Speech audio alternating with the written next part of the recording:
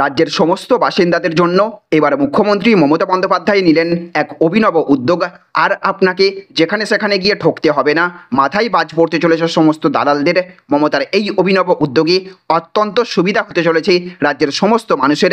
আপনি যদি একজন পশ্চিমবঙ্গের বাসিন্দা হয়ে থাকেন এবং যদি ঘর বাড়ি কিংবা জমি কিনতে গিয়ে সন্দেহ কিংবা আশঙ্কার মধ্যে রয়েছেন, তাহলে আর আপনার চিন্তা নেই। মুখ্যমন্ত্রীর এই নতুন উদ্যোগে বিনা টেনশনে থাকতে পারবেন আপনি।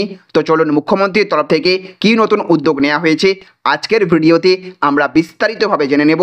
আর তার আগে আপনাদের কাছে করব একটা ছোট্ট রিকোয়েস্ট, আপনাদের যদি এই ভিডিওটি ভালো লেগে থাকে তাহলে অবশ্যই ভিডিওটিতে এক্ষুনি একটা লাইক করে দেবেন এবং জনস্বার্থে ভিডিওটিকে প্রচুর পরিমাণে শেয়ার করবেন। তো দেখুন, এখানে বলা হচ্ছে দালালদের মাথায় বাজ, জমি কিনতে গিয়ে আর ঠকতে হবে না, নয়া উদ্যোগ পশ্চিমবঙ্গ সরকারের। তো নিজের বাড়ি বানানোর ইচ্ছা কম বেশি প্রত্যেকেরই থাকে, ছোট হোক বা বড়। নিজের বাড়ি সবসময় নিজেরই হয়, সেই কারণে ভাড়া বাড়ির পরিবর্তে বেশিরভাগ মানুষই নিজের বাড়িতে থাকতে পছন্দ করেন। তবে বাড়ি করা যে চারটিখানি কথা নয়, এটাও ঠিক, জমি কিনতে গিয়ে অনেক সময়ই ঠকতে হয় কেদরাকে। এবার সেই জন্য বিরাট উদ্যোগ নিল পশ্চিমবঙ্গ সরকার।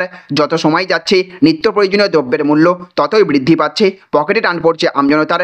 এই অবস্থায় নিজের ড্রিম হাউস বানানো একেবারেই সহজ নয়, কারণ রোজগার প্রয়োজনীয় জিনিসের পাশাপাশি পাল্লা দিয়ে বাড়ছে জমির দাম, সেই সঙ্গে দালালদের ফাঁদ তো রয়েইছে। কখনো দেখা যায় ভুয়ো কাগজপত্র দিয়ে ক্রেতাদের ঠকানো হচ্ছে, কখনো আবার অল্প মূল্যের জমি চড়া দামে বিক্রি করা হচ্ছে, যে কারণে প্রবল সমস্যার সম্মুখীন হতে হচ্ছে ক্রেতাদের। তবে এবার সাধারণ মানুষ যাতে আর এমন প্রতারণার শিকার না হন, তাই বিরাট উদ্যোগ নিল রাজ্য সরকার। কোভিডকালে জনগণের সুরাহা করে দিতে এবং আবাসন শিল্পকে ছাড় দিতে এই স্ট্যাম্প ডিউটি সার্কেল রেটে ছাড় দিয়েছিল পশ্চিমবঙ্গ সরকার। ফলে তখন অনেকেই নিজেদের পছন্দের জমি কিনেছিলেন। এদিকে রাজ্যের কোষাগারেও সম্পদ উপচে পড়ছিল। তবে হিসেব বলছে বিগত 3 বছর স্ট্যাম্প ডিউটি বাবদ কর আদায়ে প্রচুর টাকার ঘাটতি হয়েছে, যে কারণে রাজ্য সরকারের কপালে চিন্তার ভাঁজ দেখা যায়। এবারে এই নিয়ে কোমর বেঁধে নামছে রাজ্য সরকার, নেওয়া হয়েছে বিরাট উদ্যোগ।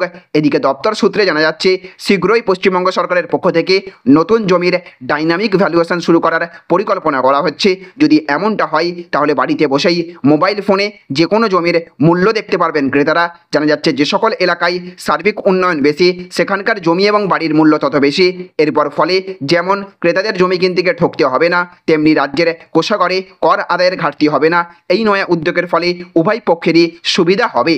তাহলে ফ্রেন্ডস, বুঝতে পারলেন, আপনি যদি এই মুহূর্তে রাজ্যের মধ্যে যেখানে যেখানে জায়গায় জমি কিনবেন বলে ভেবে আছেন, তাহলে এবার থেকে আপনাকে আর দালালদের চক্করে পড়ে কম দামের চড়া দামে জমি কিনতে হবে না।